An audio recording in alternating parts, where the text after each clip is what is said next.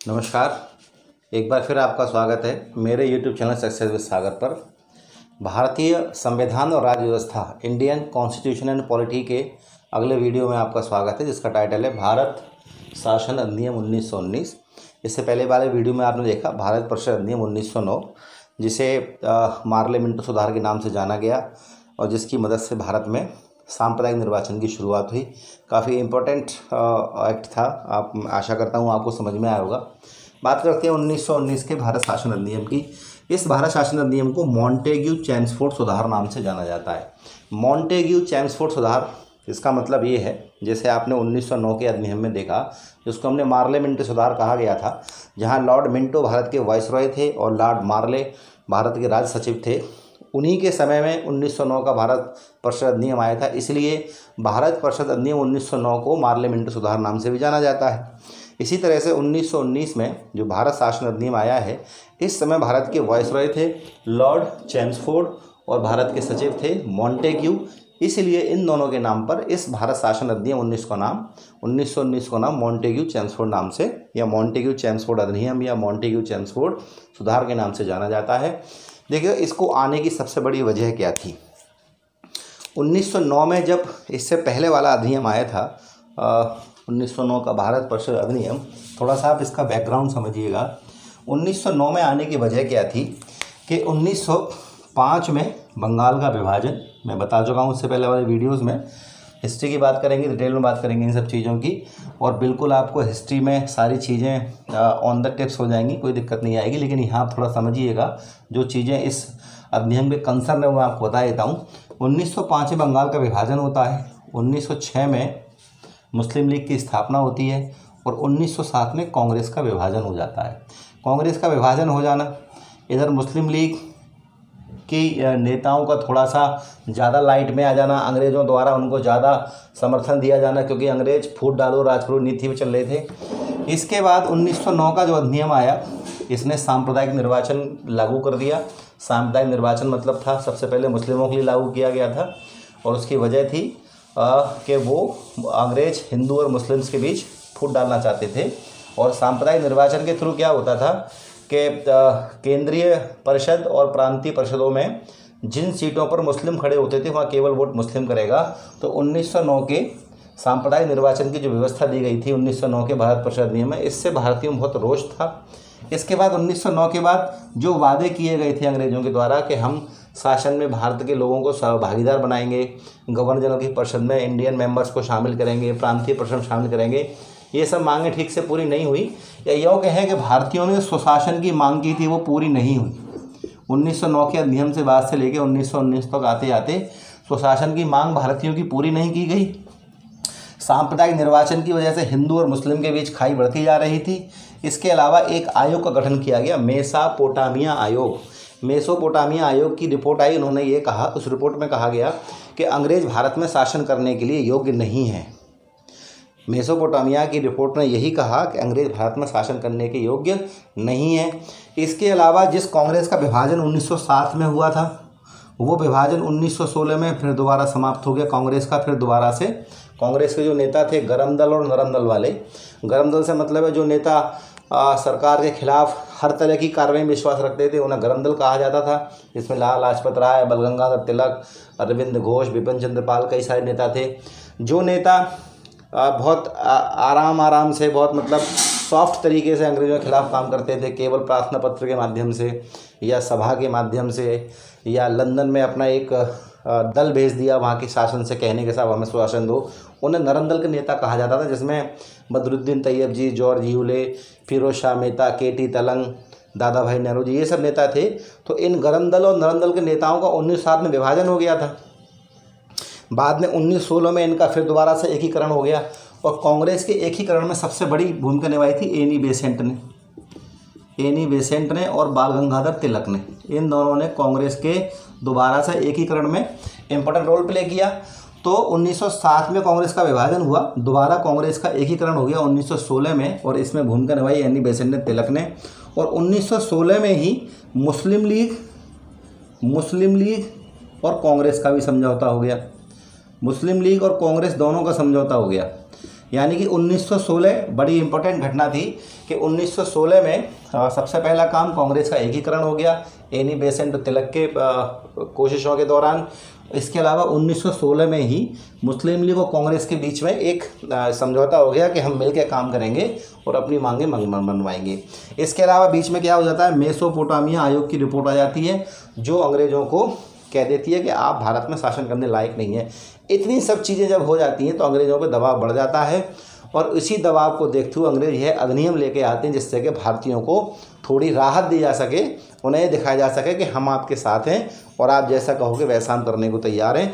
तो भारत शासन अधिनियम 1919 जिसको मॉन्टेग्यू चैम्सफोर्ड सुधार नाम से जाना जाता है क्योंकि इस अधिनियम के वक्त भारत के वायसरॉय लॉर्ड चैम्सफोर्ड थे और भारत के सचिव राज्य सचिव मॉन्टेग्यू थे, इसलिए इस अधिनियम को मॉन्टेग्यू चैम्सफोर्ड सुधार या अधिनियम कहा जाता है। भारत सरकार अधिनियम 1909 इससे पहले जो पारित हुआ था भारतीयों के सुशासन की मांग को पूरा ना कर सका, जैसा कि मैंने आपको बताया। सांप्रदायिक निर्वाचन जो दिया गया था 1909 में उससे भी लोगों में बहुत गुस्सा था। 1916 में लखनऊ अधिवेशन में कांग्रेस मुस्लिम लीग का समझौता है ना, 1916 में जो लखनऊ का अधिवेशन हुआ था इसमें होता यही है कि लखनऊ अधिवेशन में एक तो कांग्रेस के सभी नेता आपस में मिल जाते हैं, गरम दल नरम दल, और कांग्रेस का मुस्लिम लीग समझौता हो जाता है। 1916 में प्रकाशित मेसोपोटामिया आयोग की रिपोर्ट जिसने अंग्रेजों को भारत में शासन के लिए अक्षम बताया। इसके अलावा होम रूल आंदोलन से भारतीयों में जागृत राष्ट्रीय चेतना। होम रूल आंदोलन की अगर बात करें तो होम रूल आंदोलन सबसे पहले आयरलैंड में शुरू हुआ था। आयरलैंड का जिक्र करेंगे। आयरलैंड यूरोप का एक देश है जिसके काफ़ी बड़े हिस्से पे उस समय इंग्लैंड का कब्जा हुआ करता था। तो आयरलैंड के लोगों ने अंग्रेज़ों के खिलाफ वहाँ पे एक आंदोलन चलाया था। एनी बेसेंट भी आयरलैंड की थी लेकिन वो थियोसॉफिकल सोसाइटी से जुड़ के भारत आ गई और भारत में आके उन्होंने यहाँ पर भी होम रूल आंदोलन शुरू किया। उन्होंने तिलक के साथ शुरू किया। तो 1916 के आसपास होम रूल आंदोलन की वजह से भी भारत के लोगों में काफ़ी चेतना आ गई थी कि अब वो अंग्रेज़ों की खूब ढंग से खिलाफत कर रहे थे। इसके अलावा आप देखेंगे भारत शासन अधिनियम 1919 इसीलिए पारित किया गया क्योंकि इतनी सारी घटनाएं हो चुकी थी। पहली कि 1909 वाला अधिनियम भारतीयों के सुशासन की मांग को पूरी न कर सका।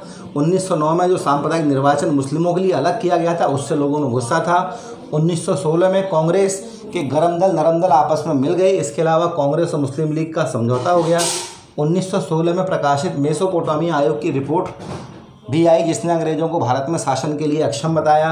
होम रूल आंदोलन जो कि तिलक और एनी बेसेंट ने चलाया, इससे भी भारत के लोगों में चेतना आ गई थी। इन सबको देखते हुए अंग्रेजों ने जल्दी से भारत शासन अधिनियम 1919 तैयार किया, उसको लागू किया, जिससे कि भारत में एक दूसरी क्रांति ना भड़क उठे।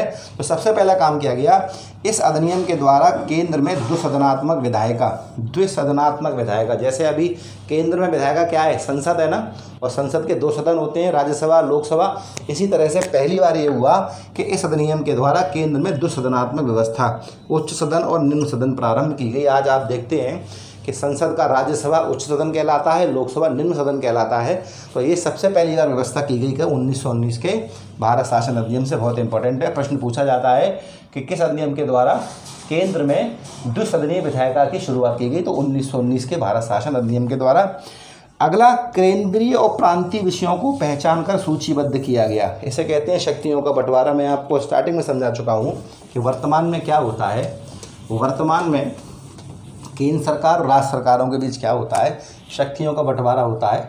शक्तियों का बंटवारा संविधान की 7वीं अनुसूची में है। शक्तियों का बंटवारा से मतलब क्या है, अगर आप और सरल भाषा में समझें तो इसे कह सकते हैं डिपार्टमेंट्स का बंटवारा, कि कौन से डिपार्टमेंट से संबंधित नियम कौन सरकार बनाएगी।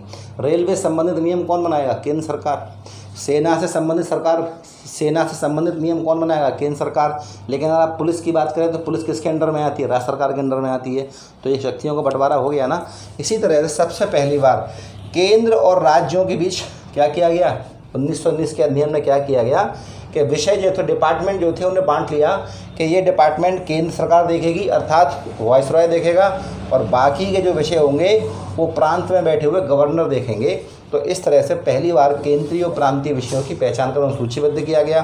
केंद्रीय और प्रांतीय परिषदों को अपनी अपनी सूची के विषयों पर कानून बनाने की अधिकार था। केंद्रीय परिषद तो किसकी थी, ये वायसरॉय की परिषद थी, है ना, इसमें बहुत सारे भारतीय भी थे। और प्रांतीय परिषद, इसमें भी भारतीय थे। प्रांतीय परिषद में गवर्नर हुआ करता था और भारत के मेंबर हुआ करते थे, प्लस कुछ अंग्रेज भी हुआ करते थे। केंद्रीय परिषद में मैंने आपको बता ही चुका हूँ सरकारी मेंबर्स का बहुमत था, और जबकि प्रांतीय परिषद में भारतीय मेंबर्स का बोलबाला था, मतलब ज़्यादा मेंबर हुआ करते थे भारत के। तो केंद्रीय परिषद अपने विषयों पर, जो केंद्र विषय हैं उन पर कानून बनाएगी, और प्रांतीय परिषद जो प्रांत के विषय हैं, इस तरह से शक्तियों को बंटवारा है वर्तमान में है कि जो विषय केंद्र सरकार के हैं उन पर केंद्र सरकार कानून बनाती है, और जो सरकार राज्य सरकार के उन पर राज्य सरकार कानून बनाती है। यही किया गया कि पहली बात तो केंद्रीय और प्रांतीय विषयों को अलग अलग कर दिया गया कि ये केंद्र के विषय हैं अर्थात डिपार्टमेंट हैं, और ये राज्य के डिपार्टमेंट हैं अर्थात विषय हैं, और दोनों अपने अपने विषयों पर कानून बनाने के लिए आज़ाद थे।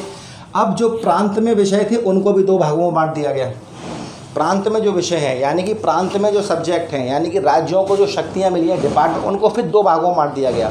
यानी कि राज्यों के डिपार्टमेंट बांट दिए गए हस्तांतरित और आरक्षित। डिपार्टमेंट जो राज्य सरकारों को मिले उनको फिर दो भागों में बांट दिया गया। पहला हस्तांतरित और आरक्षित। हस्तांतरित विषयों पर गवर्नर का अधिकार था। प्रांत में कौन था? हेड गवर्नर था। तो जो प्रांत में जो विषय हैं, जो डिपार्टमेंट है, इनको दो भागों में बांटा गया है। पहला हस्तांतरित, दूसरा आरक्षित।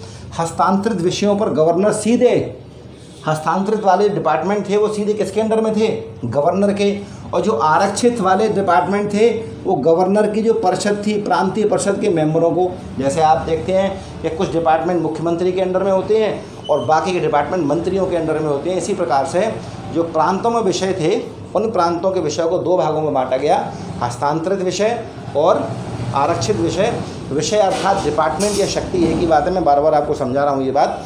और इन विषयों पर जो हस्तांतरित थे इन पे गवर्नर सीधे अपने आप काम करता था, यानी कि ये मंत्रालय या ये विषय सीधे गवर्नर के अंडर में थे, जबकि जो आरक्षित विषय थे वो गवर्नर जनरल की परिषद के अंडर में थे।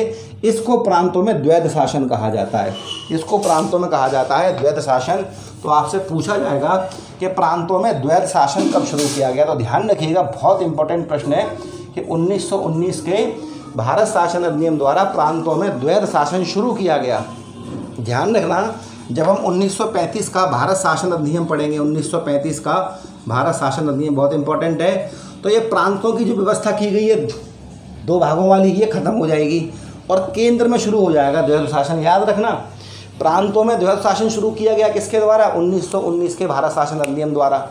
अब प्रांतों की यह द्वैध शासन व्यवस्था 1935 में जाकर खत्म होगी और यही द्वैध शासन व्यवस्था केंद्र में लागू हो जाएगी। इस बात को 1935 के शासन अधिनियम में बताऊंगा आपको, तो याद रखिएगा कि 1919 के अधिनियम में सबसे पहला इंपॉर्टेंट काम क्या किया कि शक्तियाँ बांट दी दोनों में। केंद्र में विधायिका के दो स्तर कर दिए, उच्च सदन और निम्न सदन। प्रांत की और केंद्र की शक्तियाँ अलग कर दी। प्रांत की शक्तियों को फिर दो भागों में बांट दिया, हस्तांतरित और आरक्षित। हस्तांतरित विषयों पर गवर्नर का अधिकार और आरक्षित विषयों पर प्रांतीय परिषदों का अधिकार। और प्रांतों में द्वैध शासन का जनक किया जाता है लियोनेल कर्टिस को। याद रखना, पूछा गया प्रश्न है कि प्रांतों में जो द्वैध शासन लगाया गया था वो उसकी परिकल्पना किसने दी थी? तो लियोनेल कर्टिस नाम का एक व्यक्ति था जो परिषद का मेंबर था। इसकी सिफारिश पर ही प्रांतों में ये व्यवस्था लागू की गई। इसमें पहली बार केंद्रीय बजट को प्रांतीय बजट से अलग कर दिया गया। पहले पूरा बजट एक साथ बनता था, लेकिन अब सेंट्रल का बजट अलग बनेगा और प्रांत का बजट अलग बनेगा। आज आप देखते हो भारत में यही होता है कि राज्यों का बजट अलग होता है और केंद्र का बजट अलग होता है। इस अधिनियम के द्वारा लोक सेवा आयोग का गठन किया गया। इंपॉर्टेंट है, याद रखना। लोक सेवा आयोग गठन किसके द्वारा तक किया गया? भारत शासन अधिनियम 1919 के द्वारा। पहली बार महिलाओं को वोटिंग का अधिकार दिया गया। बहुत इंपॉर्टेंट, कुछ महिलाओं को, सभी को नहीं, कुछ महिलाओं को वोटिंग का अधिकार दिया गया। बहुत इंपॉर्टेंट है, याद रखना। इस अधिनियम के द्वारा एक वैधानिक, अब देखिएगा एक काम और किया गया है। अब 1919 का जो अधिनियम आया है वो आया क्यों है? क्योंकि अंग्रेजों को टेंशन है इस बात की कि कहीं दोबारा विद्रोह ना हो जाए। मैं आपको बता चुका हूँ कि 1916 में हुआ क्या है, कांग्रेस के नेता सब आपस में एक हो गए हैं। कांग्रेस का विभाजन हो गया था सूरत में 1907 में, लेकिन 1916 में लखनऊ के अधिवेशन में क्या हो गया? कांग्रेस दोबारा से एक हो गई। 1916 में ही कांग्रेस का मुस्लिम लीग से गठबंधन हो जाता है, समझौता हो जाता है। अब तक ये अलग अलग थे, अब एक साथ काम करेंगे। तो अंग्रेजों को टेंशन होगी कि यार अब तो ये एक हो गए। इधर कांग्रेस के नेता भी एक हो गए। होम रूल आंदोलन भी चलाया गया है इसी समय। किसने चलाया? एनी बेसेंट और बाल गंगाधर तिलक ने चलाया। होम रूल आंदोलन की वजह से भारतीय लोगों में चेतना आ गई है बहुत ज़्यादा। अगला काम, मेसोपोटामिया आयोग की रिपोर्ट ये कहती है कि अंग्रेज भारत में शासन करने योग्य नहीं है। तो इन सब चीज़ों से अंग्रेज़ों को डर लगा कि कहीं ऐसा ना हो कि 1857 की तरह एक और क्रांति हो जाए, इसीलिए उन्होंने ये सब लाए, है ना। इसमें काफ़ी बढ़िया बढ़िया चीज़ें हैं जिससे कि भारत के लोगों में थोड़ा सा चिंगारी दबी रहे। तो 1919 के अधिनियम में सबसे पहला काम तो यही किया कि बहुत ऐसी चीज़ें लाई जिससे भारत के लोगों को काफ़ी हद तक तसल्ली हो। इसके अलावा इन्होंने एक काम और किया, 1919 के अधिनियम में व्यवस्था की गई कि 10 साल बाद, कि इस अधिनियम के 10 साल बाद क्या करेंगे, एक आयोग का गठन करेंगे। कैसा आयोग होगा? वो वैधानिक। वैधानिक का मतलब क्या है कि इसमें सारे बंदे वो होंगे जो कानूनी रूप से इस बात के लिए परमिशन उनको मिल जाएगी कि भारत में जाके चेक करें, वो देखें कि 1919 के अधिनियम लागू होने के बाद भारत में कितना सुधार हुआ है। यानी कि ये व्यवस्था 1919 के अधिनियम में ही कर दी गई थी कि इस अधिनियम के लागू होने के बाद अर्थात कब 1929 में एक नए वैधानिक आयोग का गठन किया जाएगा। जो वैधानिक आयोग क्या करेगा, भारत में जाएगा और चेक करेगा कि इस अधिनियम के लागू होने के बाद भारत में कितना सुधार हुआ है। तो आप देखेंगे यही लिखा हुआ है कि इस अधिनियम के द्वारा एक वैधानिक आयोग के गठन की घोषणा की गई, जिसका कार्य इस अधिनियम के लागू होने के 10 साल बाद भारत की स्थिति की जांच करना था। अब देखो यहाँ थोड़ी सी बात मैं और बता दूँ आपको, तो अगले वीडियो लेक्चर से आप अभी से लिंकअप कर लेंगे। ये अधिनियम कह रहा है कि 10 साल बाद एक नए, अब 10 साल कब होंगे? 1929 में। अब 1929 से पहले आएगा 1927। 1927 में क्या होता है, ब्रिटेन में एक सरकार है कंजर्वेटिव पार्टी की, है ना, और एक पार्टी है लेबर पार्टी। मेन पार्टी यही थी उस समय, जैसे हमारे यहाँ कांग्रेस और भाजपा। 1927 में कंजर्वेटिव पार्टी की सरकार है और उन्हें डर है कि एक आध साल बाद चुनाव होंगे तो हम हार जाएंगे, लेबर पार्टी आ जाएगी। मैं इस संदर्भ में बता रहा हूँ आपको कि 10 साल बाद एक वैधानिक आयोग का गठन होगा। तो कंजर्वेटिव पार्टी के लोगों को इस बात का डर है कि हमारी सरकार चली जाएगी और लेबर पार्टी की सरकार आ जाएगी। लेबर पार्टी उस समय भारत हितैषी थी, भारत के लोगों का ख्याल रखती थी। तो इन्हें लगता था कंजर्वेटिव पार्टी वालों को कि लेबर पार्टी के आने से भारत के हित में फैसले ले जाएंगे। तो जो आयोग कायदे में 1929 में बनना था, इसके आधार पर इन्होंने पहले ही 1927 में बना दिया और जिसका नाम दिया गया साइमन कमीशन। साइमन कमीशन 27 में गठन हो गया था ना, 27 से 28 में उसने इंडिया में काम किया है। जबकि बनना कब था ये कमीशन? 10 साल बाद, यानी कि 29 में। और साइमन कमीशन जब इंडिया आया तो इसमें 7 के 7 मेंबर कैसे थे? सब अंग्रेज़ थे, भारत का एक भी मेंबर नहीं था। इसीलिए इसका विरोध होगा। लाला लाजपत राय लाहौर में लाठीचार्ज में उनकी डेथ हो जाएगी, इसके बदले में सैंडर्स की हत्या हुई। ये सब घटनाक्रम आपको मालूम है।